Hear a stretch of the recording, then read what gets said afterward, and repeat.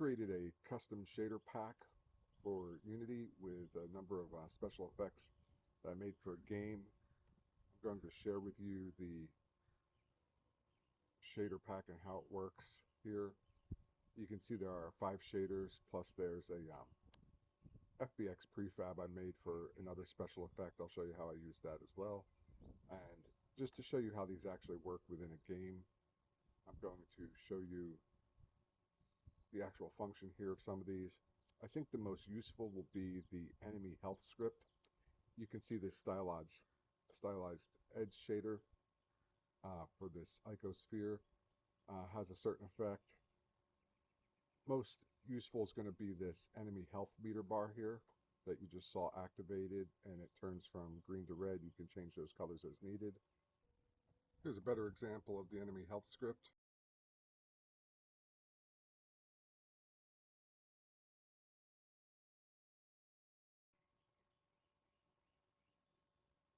Here's another example of it activating. The stylized edge shader here for the icosphere.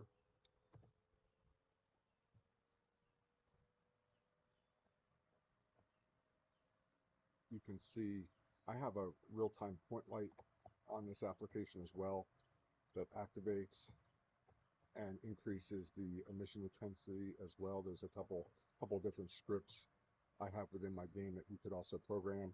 You can see how that health meter can be drawn down either by single calls with a float value or a continuous drawdown like that, and I'll show you how to do that. On the ship, I have this other health meter, what I'm calling a radial health meter, and you can see it goes down with each hit.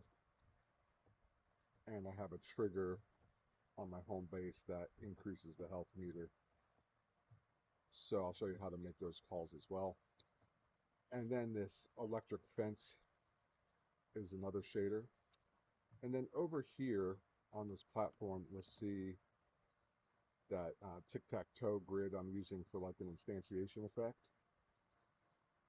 And I have another shader here that you could also use for an instantiation effect, where I'll have like an object spawn and come through it. And so, you can set obviously transparency and things like that. So just to show you kind of the setup, there's obviously the custom shaders. There's the materials off of them. Let's start first with the health meter script. I include a document that shows you how I'm making these calls. Number one, obviously, in the setup. For the rectangular enemy health shader, the property amount is called the fill amount. And on the radial shader, the property is the health percent amount here.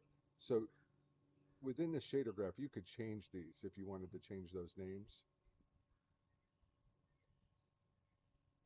With this fill amount ID here, you could change this reference.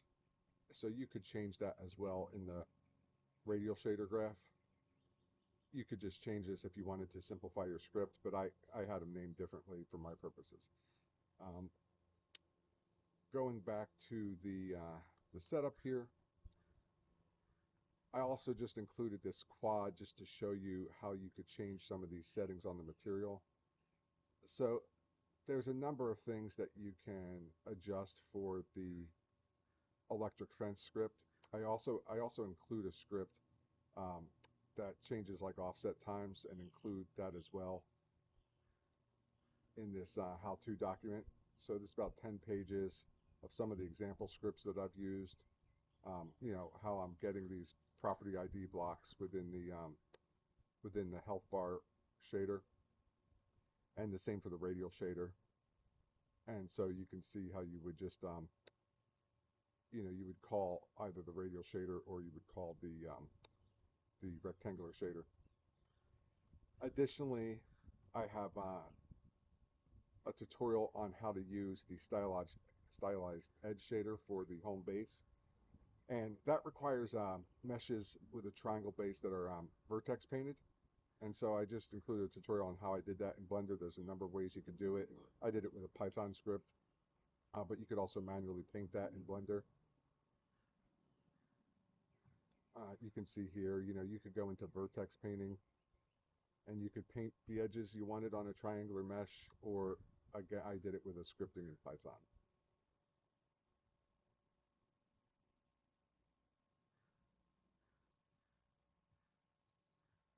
So going back to the setup on this electric fence, how this is done, I have a number of different quads. So each one of these lines is a different quad, and I have the material assigned. In my game, I also created a couple different variants of this material.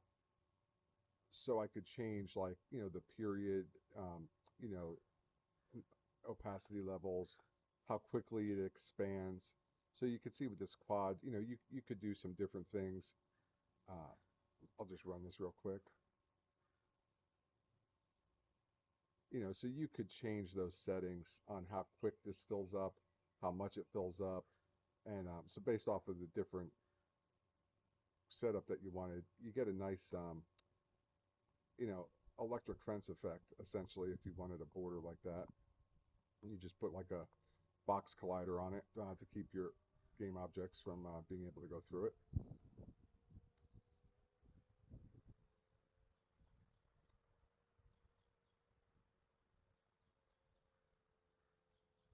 On the stylized edge shader, you obviously have a base color. You could change the edge colors, for some different effects, and you can call those property blocks with a script, and you could change them at runtime as well during the game. So just to give you a couple ideas on how you could use this. And then this prefab I made with the this tic-tac-toe grid within the game that I made. I basically instantiated two of them, and just had a script scaling them, like, kind of for that effect there. So a couple of things that you could do, but I think the most useful is really this this enemy health bar shader. If you haven't had that before, it's a nice thing for a game. And of course the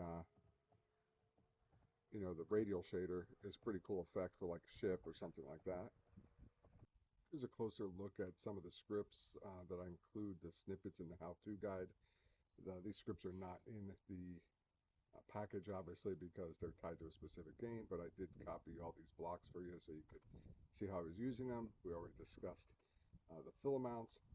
Um, I'm usually using pooled resources, so I have some things set up like in the awake, and then obviously on enable, I'm resetting like the current health, and so that when it's pulled out of a pull, it's reset, things like that. So you could use some of this, and then I'm also uh, keeping them off while they're not engaged, and then when the enemies hit or the players hit, then I set the health bar object to true. And on the apply damage script here, you can like run a float for your damage, and minus equal the damage, and then it'll reduce the bar or that radial graph, a certain percentage based off of this. And if you're calling it from like an update function, like if something's being electrocuted or it's in a toxic zone, for example, you want to set that float to a very small value, because obviously it'll be called many times per frame. And then you're obviously going to update that health visual, and you get the property blocks from either the health renderer or the on the ship prop ID that you could name yourself, or on the rectangular enemy health bar. Here's another code snippet I used for regenerating the health on the radio ship. And you can just see, you would obviously call that, like I'm using a trigger collider, and when it's on stay, it's calling this per frame, obviously. And so same thing, you want to set your amounts, like the heal percent call, set it to a very small value, etc. So you can adjust those in your individual scripts. This is a light controller script I used in my game to control the edge shader on the icosphere, as well as the the light intensity of the point light. But so you could use some of this. Most importantly is the edge color ID is what you would call. So this is included in the how-to guide as well. And this is just how I was, increasing the emission color, the intensity. Uh, and I was scaling that at like game start. And so there's some extra stuff in here you probably don't need, but maybe you can pick and choose some of the, some of the code snippets for your purposes. And that entire script is included in the how-to guide. So I hope that helps, and hope that you can have some fun with this package.